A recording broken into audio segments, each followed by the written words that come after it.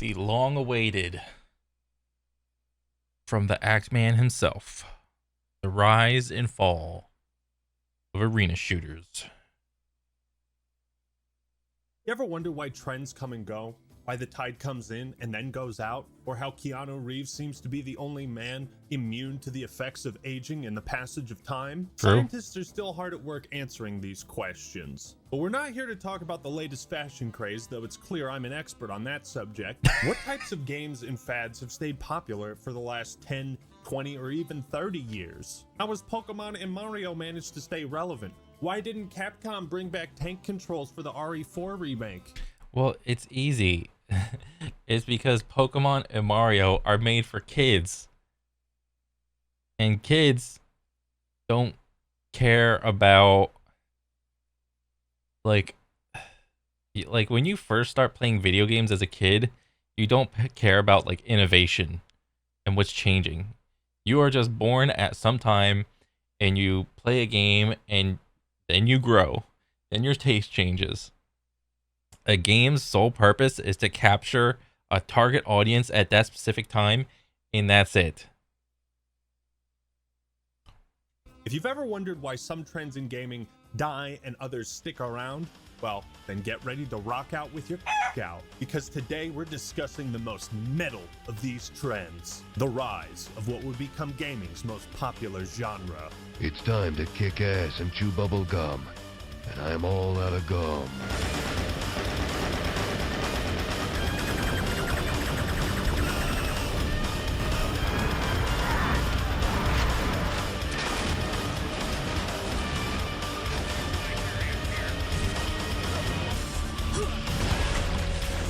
Oh.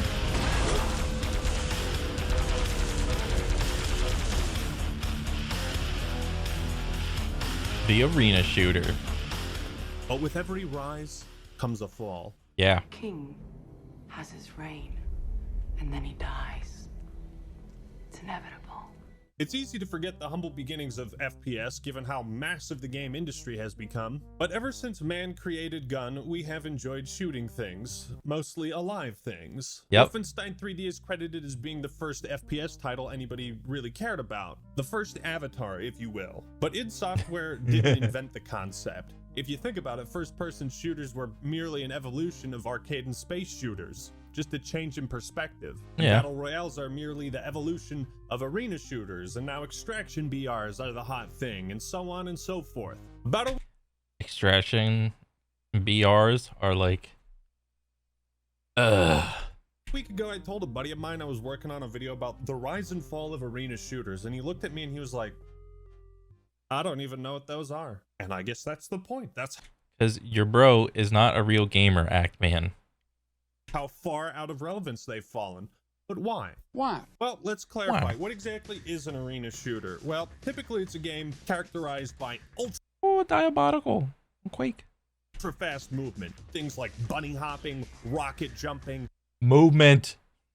You got an arsenal of weapons to choose from. Iconic things like the double-barreled shotgun or chainsaws, rocket launchers, flamethrowers, space guns, plasma rifles, all that cool shit. These games often had a weapon wheel or allowed players to hold every single weapon in the game at once. No two-weapon system to speak of. Power-ups, health, ammo, and armor are all found on the map and do not regenerate for the player when out of combat. Yeah, you just get all the tools. Imagine that, you know? You don't have to, oh, I gotta loot my stuff. I gotta loot all the attachments. I gotta loot all the ammo. I need a bigger bag for more ammo. I need the right ammo. I need the right attachments. I need the better attachments. I need the purple attachments. I need the gold attachments. Oh, just give me the gun. Bingo! As you can see, they recharge a lot faster. Not in Quake they don't, you fucking pussy. And both teams begin the match with equal starts. These games also tend to boast the best fucking soundtracks. True.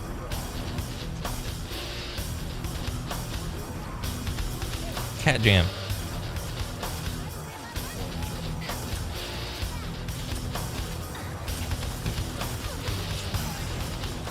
You could really summarize the spirit of arena shooters by listening to the classic Unreal announcer. Monster kill! Wicked sick! Godlike! Holy shit! Well, some might argue They actually got away with that, like saying "holy shit" as like a key thing. Like you get a quad kill or something, it's like holy shit. God forbid they do anything edgy like that today. that the Or no, no. It's like if they want to implement that type of voice line, you'd have to just pay for it. It's a in-game cosmetic. first true arena shooters were Quake and Unreal Tournament, it's obvious where those games got their inspiration from. Some of the most revered games of all time are arena shooters. But lately it seems nobody really cares. Ooh, why is that? At least not about their multiplayer. Single player, yeah, Doom Eternal's kicked ass. Yep. But like, why does an 11-year-old game like CSGO continue to dominate Steam charts while a game fresh off the press like Quake Champions can barely scratch 4 digits? Is there no mass market appeal for these so-called boomer shooters? Well, there still is, but as we'll see later on in this video, Oh, hey, why are you using Titanfall 2 footage, Ackman, huh? Titanfall 2 is not a boomer shooter. Okay? It's not a boomer shooter. studios didn't quite figure out how to make these games appeal to that broader audience. You might have played Doom 2016's multiplayer and thought, well, that felt antiquated. I feel like a 40-year-old man still clinging to his childhood playing this. They ask you how you are, and you just have to say that you're fine. And you're not really fine, but you just can't get into it because they would never understand. Perhaps you bought into the craze of Lawbreakers and later tried to hide your shame about that. Though developers have tried to revitalize the arena shooter genre, it seems none have really been successful. Bro, this is an asymmetric. This is like the Doom Eternal thing where it's like you get the Doom Slayer, which is one player, versus like 2 other players. They're demons. All right.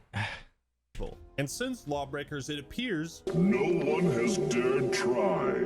But why? Yeah. Well, that's the big question of the day. Before we tackle the fall, we have to take a trip back to witness the rise.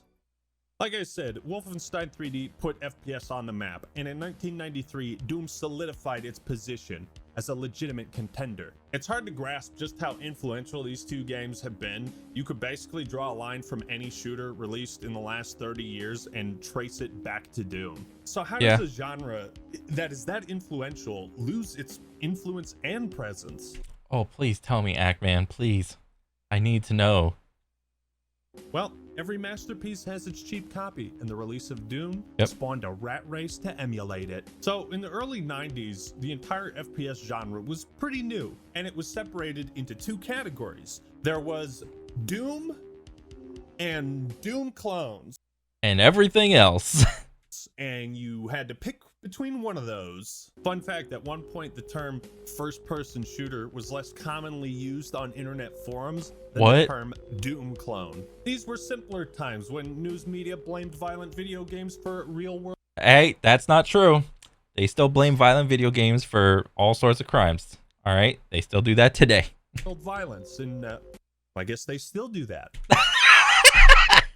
But the point is, looking at shooters today, there's such a wide variety of different experiences and subgenres. But back at this one point, there was only one viable form of this content. So Doom blew everyone's balls off in 1993, bringing with it this revolutionary new deathmatch mode. Doom also started the trend of network multiplayer and LAN parties, though primitive and only allowing up to 4 players. A year later, Doom launched its official online multiplayer component. Not to mention it offered co-op too. Sure, many of the titles I discuss are more renowned for their single player, but what gave these games staying power was the multiplayer. But before anybody could try to one-up Doom, id Software dropped their new album.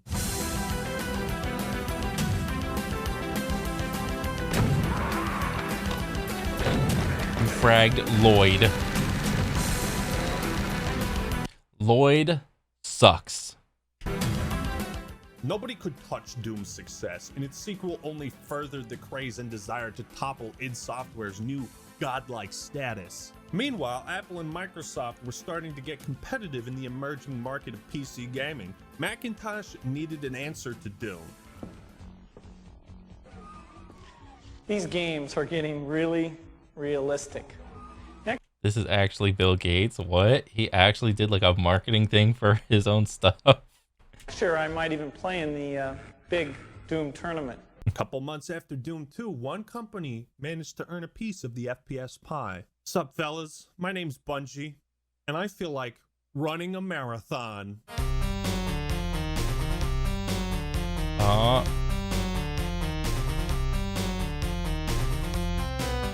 Though Marathon never became a household name, the game proved that competent alternatives to Doom could be made, and as time would pass, Bungie would be the ones to come back with a vengeance against the arena shooter that defied them. And then in 1995, George Lucas was sitting there like, you know, before I ruin the next trilogy of Star Wars films, I want to usher in the golden age of Star Wars video games.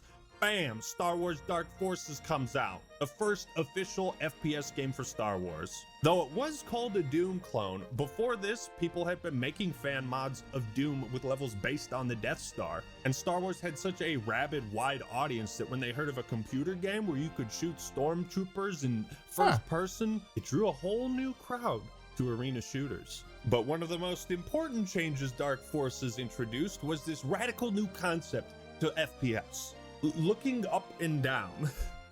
Oh. We all start somewhere, right? So FPS was starting to evolve, but Dark Forces had no multiplayer, so it it just opens up a whole new thing. Like literally being able to like look up and down. Holy, that's where it started.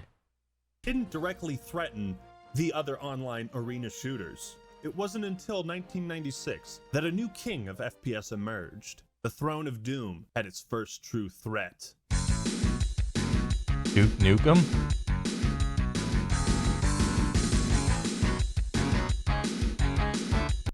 Don't have time to play with myself. Duke Nukem 3D was the first, truly successful Doom clone, and 3D Realms succeeded with this game largely because of its change in style. Instead of this futuristic or sci-fi setting or killing demons, it was set in more modern times where you're fighting like alien pigs and stuff. It also added elements of comedy and satire to a genre that was primarily focused on murdering everything in front of you. Yeah.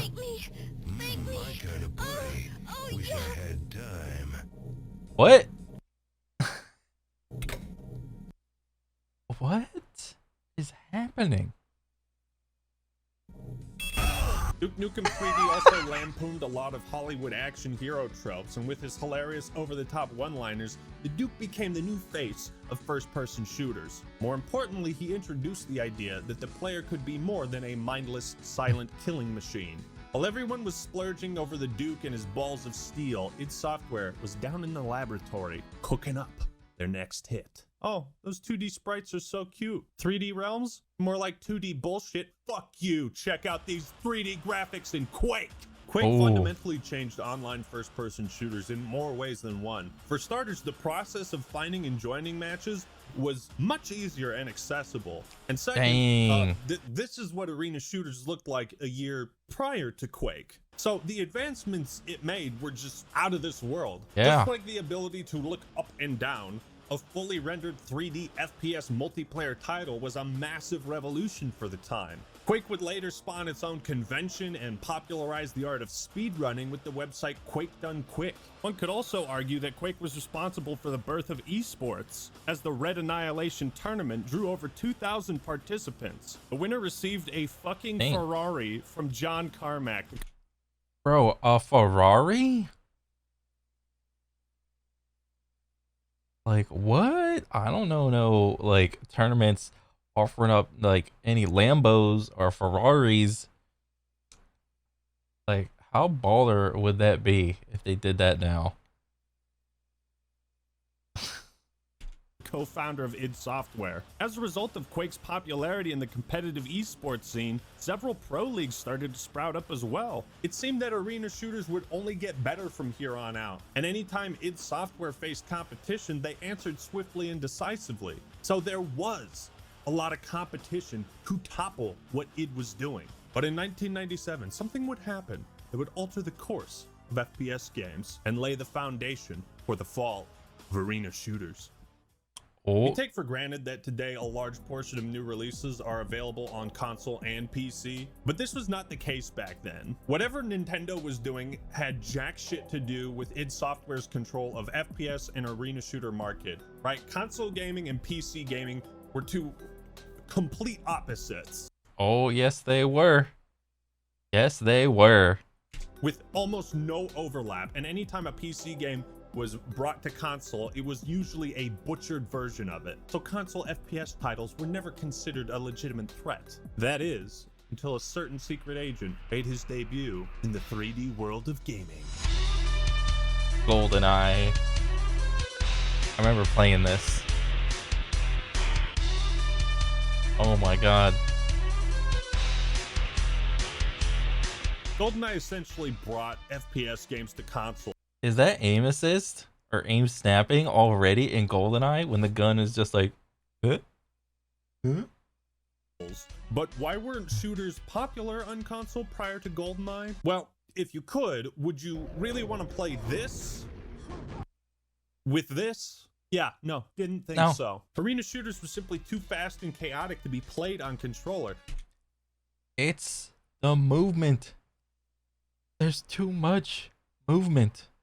And the N64 controller was already a mutated monster to begin with. Like, GoldenEye just barely worked with this thing. Again, at this point, arena shooters were the only type of shooter. It's like you were moving fast. Of course you were. But this entire stigma that FPS titles couldn't work on console changed with GoldenEye because Rareware actually stopped for a second and said, hey, does the player need to go fast? Turns out no. In fact, who would have thought slowing down movement and forcing players to make methodical decisions in combat could even be more interesting? You know, there might be something to that style of gameplay. GoldenEye didn't have an online multiplayer, so again, it didn't directly affect the popularity of Quake or other arena shooters, but couch co-op and local play became a thing, and GoldenEye planted a very important seed, one that would eventually sprout and grow to overthrow the arena shooter craze. But before that would happen, id Software saw the success of GoldenEye and was like, oh yeah, Rare, well played, but we can do that too. Yo, Midway, go make Doom 64 for the kiddies.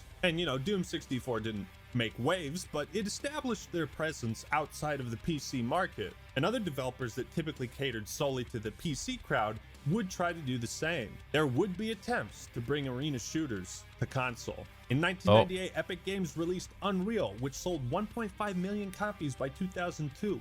Arena shooters were still growing as a genre, but 1998 was a year of innovation for shooters in general, and several new subgenres started to pop up. Metal Gear Solid emphasized stealth and discouraged combat. Rainbow Six was set in a more modern, realistic setting and brought a tactical, cooperative aspect to shooting games. Star Siege Tribes, a game I never heard of prior to this, was notable for introducing massive multiplayer matches with 32v32 lobbies, something that would become the standard for Battlefield and Battlefront. Arena shooters were still the king in terms of multiplayer, but these other titles represented a growing change in taste. Gamers were starting to experience something different, and they wanted more, and Valve provided more with Half-Life.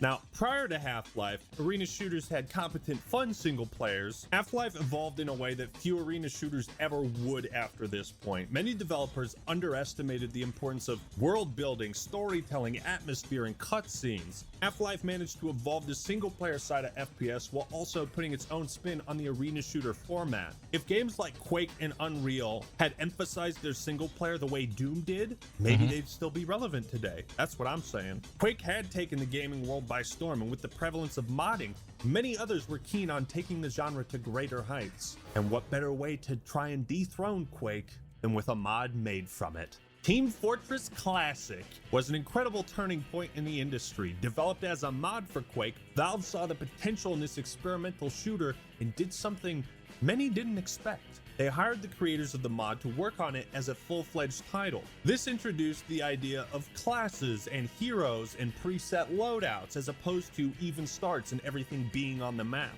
But a hero shooter wasn't the only new kid on the block the likes of Quake and Doom had to compete with, because just 2 short months after Team Fortress Classic's release, another mod would take the world of FPS by storm, and it wouldn't let go for another 23 years. Oh, With Rainbow CS. Six, tactical shooters were established, but Counter-Strike took the best aspects of Rainbow Six and Half-Life and threw them in a blender. Its popularity was so unprecedented, Counter-Strike was actually surpassing the games it was emulating. Especially impressive since there was no single player to speak of. Just pure, raw, multiplayer FPS goodness. Counter-Strike also revived LAN parties, Is that Shroud?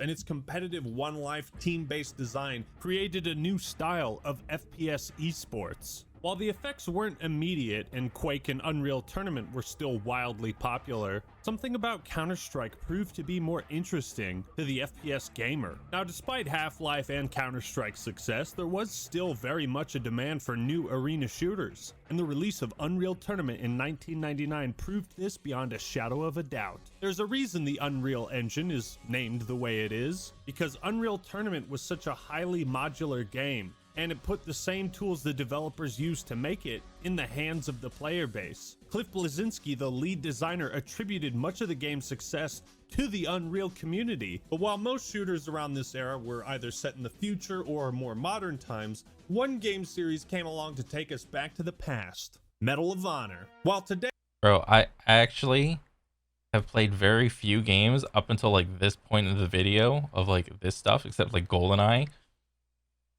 So it's like really hard to like make comments on all that shit. So it's like, oh my god, Medal of Honor. I remember this playing on PlayStation 1, I believe. Oh my god. Today, it's largely been forgotten and replaced by its younger brother, Call of Duty. Medal of Honor opened the floodgates for the hordes of World War II shooters. I remember that era very fondly. And this began a trend of much shorter time to kills, where anybody who could point a gun could get a kill. While console shooters were on the rise, arena shooters from PC were able to find a home on these new platforms. Of course, they had to make movement and gameplay changes that were less chaotic and accessible to controller. Games like Time Splitters and Perfect Dark showed it could be done. And while GoldenEye, Perfect Dark, Half-Life, Team Fortress, Counter-Strike, and Medal of Honor all introduced a new spin on this genre, arena shooters still held their ground. But the earth began to crumble, and in 2001, the fall of arena shooters was firmly set in motion, and it couldn't be stopped. Bro, I have nothing but positive, like good vibe memories of Halo.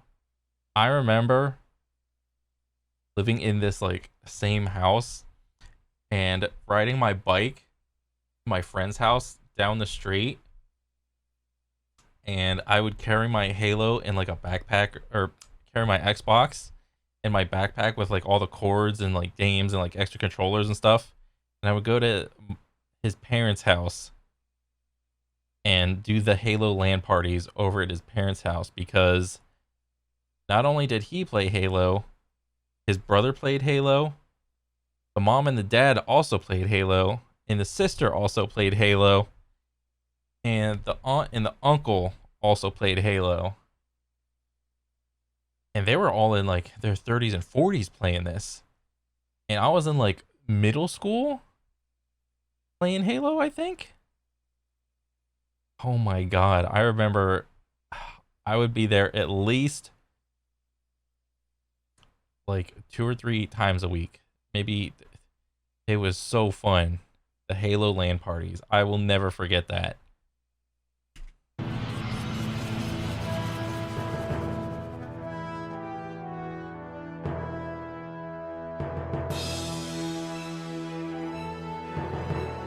The legacy and importance of Combat Evolved should be no secret to any gamer, at least of all my audience. You see, most arena shooters of the time and its emulators like Counter-Strike were still very hardcore experiences, but Halo appealed to both. It was designed as a party shooter game, something that offered the same casual 4-player fun of any Nintendo game, but in a much more mature sci-fi setting. With System Link, LAN parties for console could now emulate what online multiplayer had been doing for years. Now, some debate has been had over whether Halo is an arena shooter or not. While I think it's much more similar to this older genre of game, than something like Call of Duty, anyone who's played Quake or Doom will tell you, fuck no, Halo isn't an arena shooter. Movement is much slower, you can only carry 2 weapons, not to mention melee and grenades weren't treated as their own weapons on a dial, regenerating health, etc. But Halo did share many of the same principles of arena shooters. Deathmatch equals Slayer, right? All weapons and power-ups are found on the map, and they still are. But Combat Evolved marked a big shift in the strategy. Bro, I remember this level. It's 2 ships facing each other, and like there's a bunch of open like cabinets on the side, and there's like a sniper at each diagonal corner. I remember vividly that my one buddy would always run up and go get the sniper and always snipe the shit out of his dad, and his dad would yell at him every time he one-shot him. It was so funny. Strategy of selling FPS games. They had mostly been catered to hardcore gamers on PC, but console was where the money truly was. Like Half-Life, Halo excelled in both its single-player and multiplayer offerings, spawning a multimedia franchise worth billions, with a story that captured the hearts and minds of millions of gamers. While Doom was so successful it coined the term Doom clone, Halo was much the same, spawning the phrase Halo killer. Developers were no longer trying to dethrone Doom and compete with arena shooters. They were trying to compete with Halo. At this point, arena shooters weren't on life support, but they were sweating. Had Xbox Live been ready in time for the release of Combat Evolved, it might have been game over right then and there for arena shooters. Instead, the genre saw some continued success, and franchises like Quake, Doom, and Unreal adapted to the growing console market and made their own games for these platforms, which garnered a pretty decent player base. I myself enjoyed Jedi Academy, Unreal Tournament, and Republic Commando for a time. But after this generation of console, it would be a long time before I ever played another arena shooter again.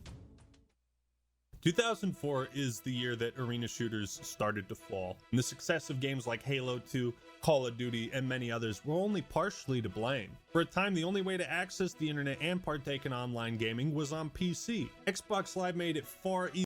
Oh my god, this is what it looked like. I remember this. Easier and accessible without the need. You had the little cards in the cases behind like the game cases or whatever, and it would be like, type in this code for like a month of free Xbox Live or whatever. Oh my god. Need for an elaborate setup. A 4th grader in the 1990s is not going to be able to figure out how to set up a PC to play Doom online, but a 4th grade kid in 2004 has 4th grade kid in 2004. Hey mom, can you go get me a console so I can play with my friends online? Sure, sweetie. Then she goes to buy it, and then as a little kid, all you gotta do is plug the wires in, and you're good to go.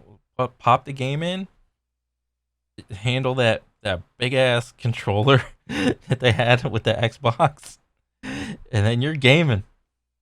Has a much better chance of figuring out Xbox Live. Yep. Does that make sense? Arena shooters had been growing stubborn and stagnant. It had been 11 years since Doom released, and aside from many visual upgrades, there hadn't been much that changed. Unable to settle on a direction for a sequel to Duke Nukem 3D, the Return of the King would come much too late to revive the genre, as Duke Nukem Forever would be trapped in development hell for over a decade. After its release, arena shooters might have been more dead than they were prior. Unreal Tournament had presence on Xbox Live, but wouldn't see similar levels of success on the 360, and it paled in comparison to the might of Halo 2 and Battlefront. Oh yeah, I have fond memories of Halo 2 and Battlefront 2. Man, that was the funnest time. The best rank system was on Halo 2 Xbox Live, easily. And then on Battlefront 2, I have played so many hours on that on the original Xbox. I remember eventually I got to a point where, like, as long as you played enough as each class, like, you just spawn in and you're like decked out with like power-ups, and like you can almost like just one-shot everything, like all the enemies. Because I would do that game as like single player. I think there wasn't online available, but I never played it. I really wish I did. Like seeing this all now. Doom, not content with becoming irrelevant and being unable to live up to a legacy of changing video games forever, instead opted to change directions completely. With Doom 3, id Software decided to pursue a more story-driven action horror kind of game, drifting from its roots, but still receiving critical acclaim. Yeah. Well, how the turntables. Instead of Half-Life copying Doom, now it's the other way around. Not to mention Counter-Strike had seen a major update with CS Source, and Call of Duty was starting its run of success as World War II shooters were becoming more mainstream. Add on to this the rise of Battlefield, Battlefront, and other massive... Bro, what is that mini map up there? All the red arrows? Are those players? FPS titles, and the once mighty pie that arena shooters alone used to feast on was being consumed by many others. Timesplitters, Future Perfect, Unreal Tournament, these may have been the last bastions for the genre on console. But after this, FPS titles had grown so far from their original iteration, and they weren't looking back. Yeah. The release of COD 4 and Halo 3 pretty much sealed the fate of arena shooters and denied their future relevance in gaming. If you weren't willing to adapt, you weren't going to succeed. They had slower movement, regenerating health, a 2-weapon inventory. These things were antithetical to the core of arena shooters. And as developers and players started to favor the trends set by Halo 3 and COD 4, the trends set by Quake, Unreal, and Doom were quickly being forgotten. Modern military and World War II shooters had firmly taken over. After this generation of consoles, new arena shooters were few and far between, and those that did release, well, I can't really think of any on the Xbox 360. I guess that's the point, huh? FPS titles were now more about personal accomplishment, easily shared user-generated content. This was like the best time for Halo. Like all the things, like I think didn't they have Forge in 3? Like, and you could earn all the armors and stuff. There was no garbage pay for this armor, pay for that armor, pay for this color, pay for that color. Like, you just get them for doing stuff in the game. Progression systems, social features, all things that most arena shooters failed to adapt to. And cooperative shooters like Left 4 Dead, Destiny, and Borderlands started cropping up, and now FPS had such a mainstream appeal. Call of Duty and Halo were much more new user friendly. It changed the demographic substantially, as filthy casuals like myself now found ourselves screeching into the void on Xbox Live. True. I wonder if he's going to mention like the monetization at all. And if me as a 7th grader could play Halo 3 on my console, why would I hop to PC to play an arena shooter? FPS titles were a lot more social and team-oriented now. Halo had vehicles, Call of Duty had trash talk in lobbies, it had zombies, Battlefield had squads, Counter-Strike had teamwork and coordination, and arena shooters were still just zipping and zooming around without a care in the world. You guys want to go fast again? Are we still popular? I hope so. Some of you Call of Duty veterans may remember a playlist in COD 4 called Old School. Most of you will have no idea what I'm talking about because less than 2 years after release, the playlist was one of the least populated and consistently sat under 1,000 players. Old School mode was the arena shooter version of COD 4. But while Infinity Ward tried to pay homage, it was clear they were paying homage to a relic of the past. And this mode was abandoned in all future releases outside of COD 4 Remastered. So this begs the question, why didn't arena shooters stay relevant? It's not like just because there were other offerings that it made arena shooters objectively worse, right? So what happened? Horrible new player experience. Almost no one wants to fight FPS players with thousands of hours while they haven't played 5 hours yet. You can barely strafe without losing track of enemies while you get people rocket jumping and murdering you before you can even react. Yeah, that's pretty much it. The lack of a matchmaking system and the skill gap. I'm pretty sure that could have been solved with like a matchmaking system. You know, match new players with new players, medium players with medium players, and then all the players with thousands of hours, they don't care who they go against. But yeah, that's pretty much it. If you can point and shoot, you can play Insurgency. If you've played Rising Storm for an hour, you can kill someone who's played for 1,000. Dang. That is heartbreaking to hear that right there. That's crazy. Now, I think, now let me think. Like, as just an entertainment medium, I think it's fine to do that. But like, didn't esports ruin that? Didn't,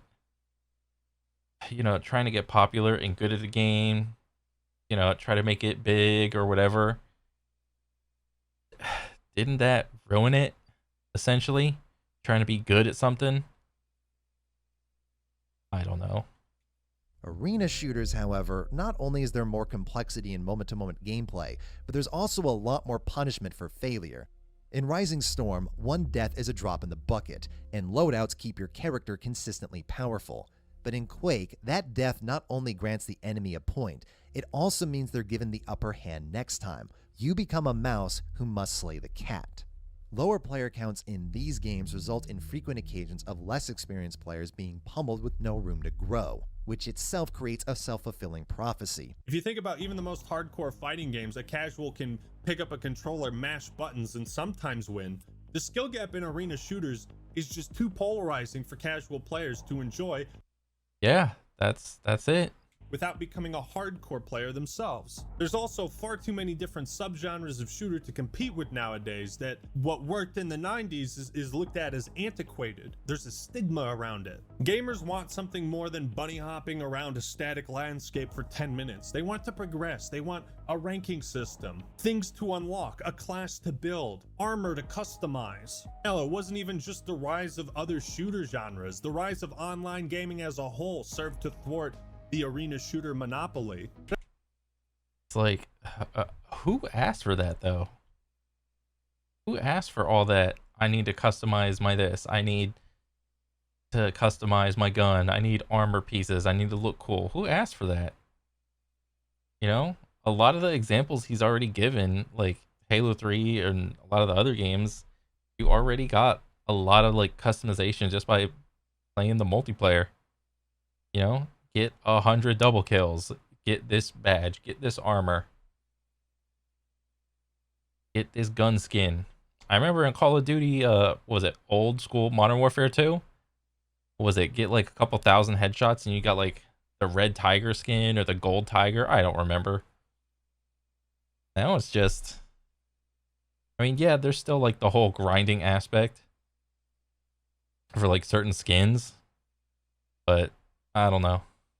But at the same time, you might be thinking, well, man, companies like id Software and Valve were still doing really well. Why couldn't they revive arena shooters? Well, id Software and Valve sat in similar positions after the success of Doom 3 and Half-Life 2. They had too much dignity to milk their franchises and create anything less than a stellar, revolutionary new entry. And so both franchises went dormant for years. Epic Games was developing a new arena shooter back in 2014, but completely switched focus to work on this upcoming third-person shooter.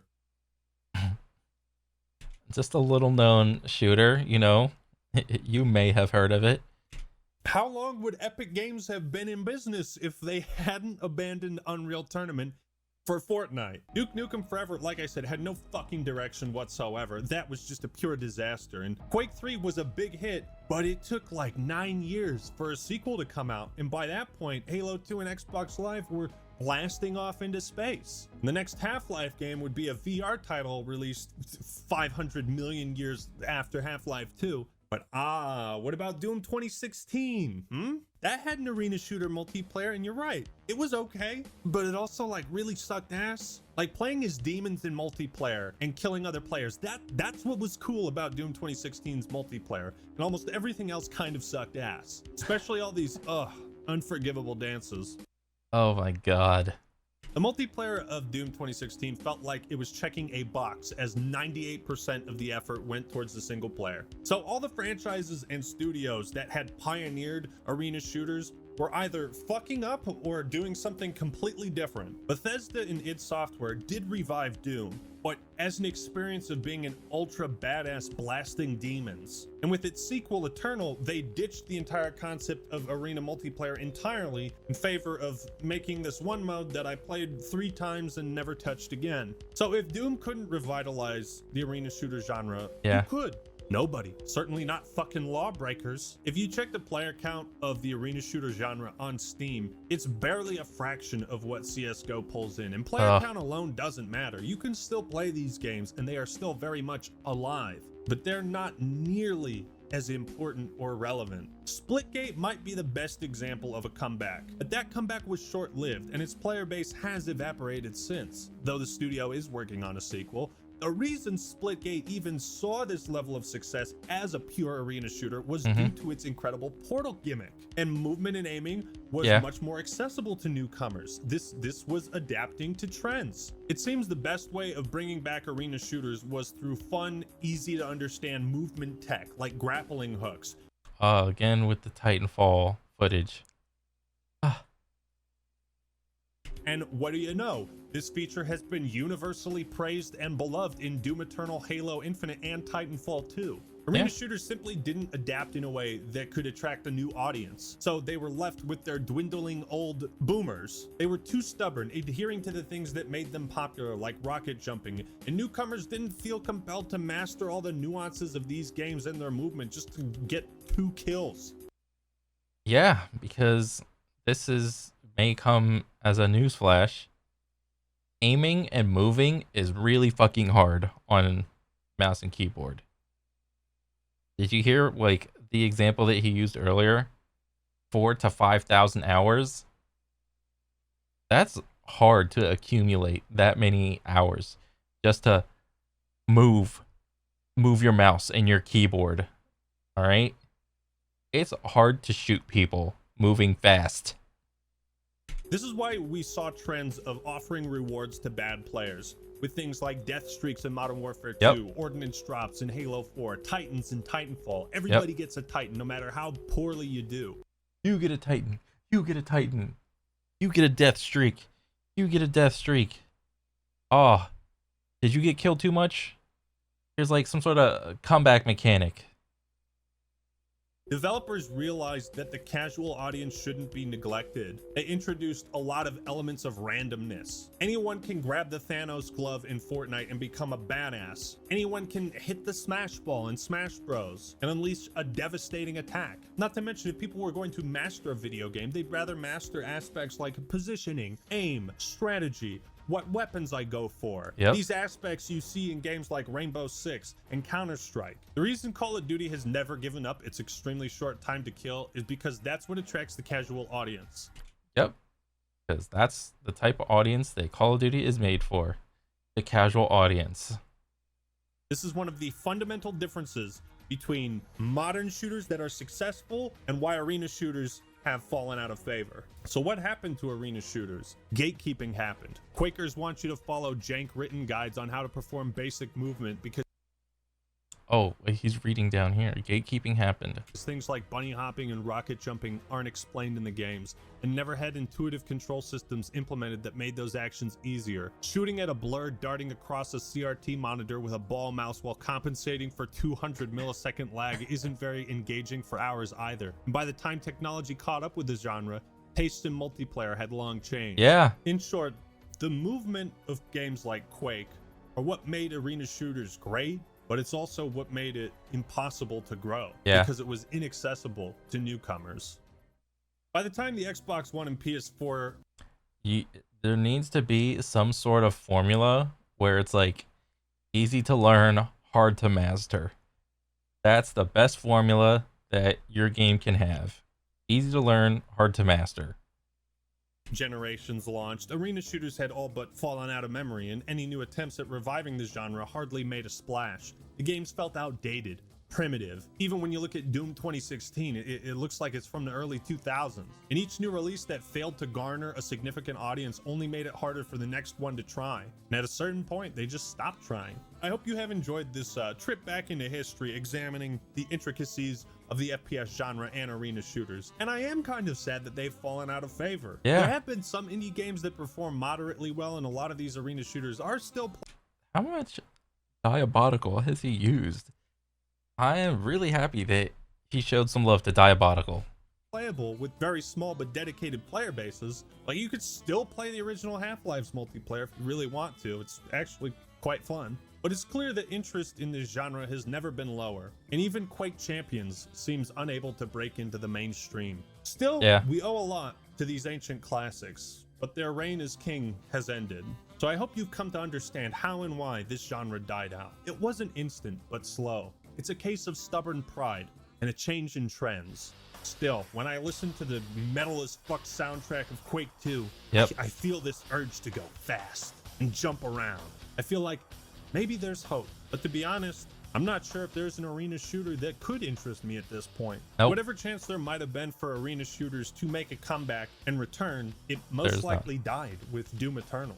But Yeah. if anyone can bring back the intense, fast-paced action of arena shooters and revive the genre, it's gonna be Doom. And that No, it's not. No, it's not. I really want it to, but it's not. Your favorite FPS, your favorite movement FPS is most likely never coming. It's never being made. No one's making it. It's not happening. has been the rise and fall of arena shooters. So thank you all for watching. Hope you enjoyed the video. Leave a like if you did, and subscribe to the Act Man for more awesome content. What do you think of this genre of game? Have you played any arena shooters recently, or thinking about revisiting one? Let me know your thoughts and opinions in the comments below. Big shout out to all my patrons. Thank you for continuing to support the channel. I love each and every one of you. If you'd like to support me, you can do so. All right, everyone, that's all I got for today. This is the Act Man signing out. Peace. This was an awesome video showcasing like the history of like arena FPS and FPS in general. All right. Rest in peace, arena shooters. You will not be forgotten. Yep. It was a good time, but it is past. Boomer shooters will always hold a special place in my heart, thanks to my dad. He introduced me to Doom, Quake, Battlefield, and not an arena shooter, but still, to this day, every PC I ever get has these classics installed on them. Thanks, Dad. You're a real one. Nice. It's a genre that I want back in the mainstream so bad, especially the multiplayer portions. I was born far too late to see the peak of such an awesome style of game. Movement in shooters is by far my favorite aspect. I have these games to thank for it. It's like movement shooters. Like, what's the best movement shooter right now? Apex? And even in Apex, in the pro scene for Apex, what's the distribution of controllers versus M&K? In the pro scene only. Like 60-40? Growing to 70-30? Like, what's happening? Nobody wants to take the time and like get good. So the one thing, well, nah, that's like dreaming. So like the one thing that may be happening is like with the rise of like all these aim trainers, like Kovacs, Aim Labs, maybe people are like starting to get better, but I mean, I don't know how much better, like, or how much, like, Kovacs and in like Aim Labs and aim trainers in general is a niche of a niche. All right, you're still a small audience compared to little Timmy that just got the most current console and just wants to play Call of Duty with his friends or whatever. All right, like, just because you're good at aiming on M&K does not mean you're gonna get to enjoy like all the fun of like aiming. It's so weird, man. Because like ever since I started doing like aim trainers and shit, it's like CS isn't attractive to me. It's not fun to just stand there and shoot. Apex isn't fun because a lot of the game is just dominated by controller players. What else is there? It's Overwatch. It's a bunch of visual clutter. I mean, yeah, that's all MK versus MK, but you know, I don't know. It's hard out here being an M&K main. It's hard. I want to go back to the days of Halo. And I didn't care about anything. I just wanted to play. I just wanted to shoot my gun. That's it. Oh, man. This is a good video regardless. Alright? Heckman is a straight baller. And I just want to say thank you for making this. You know, he even said he's a filthy casual himself and he likes it. So, it is what it is. So, I'll say the same thing. Peace.